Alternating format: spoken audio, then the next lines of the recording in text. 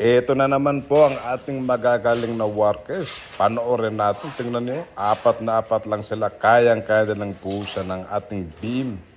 May sistema talaga sila. Tingnan mo yung isa, siya naghahalo at naglalagay ng semento doon sa plastic. Samantala yung pangalawa ay iniaabot na naman niya doon sa pangatlo. At kinukuha na naman ng pangatlo at iniaabot na naman doon sa pang-apat sa pinakataas. Habang nanonood si Foreman, ayun siya upang tiyakin na tama ang ginagawa ng kanyang mga tauhan. Parang naglalaro lang ang mga to. Ganun lang kasimple para sa kanila ang kanilang ginagawa. Siyempre, yung pinakataas ay tutusok-tusukin niyan upang masigurado na tama ang pagkaka-arrange ng mga simento doon sa kailaliman ng beam na kanilang ginagawa.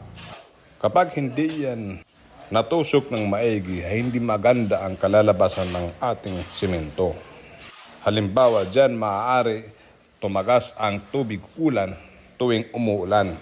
Kaya kung napapansin ninyo na kapag may mga bahay na sementado ay may tumatagas na tubig kapag umuulan, ay maaaring yan ang dahilan sapagkat hindi naaris ng maigi ang mga simento noong ito ay binubuhusan pa.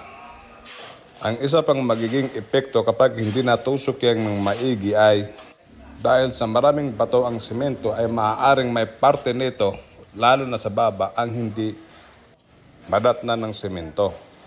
Kung kaya't sa mga boss ay may napapansin kayong hindi nakompletohan ng simento.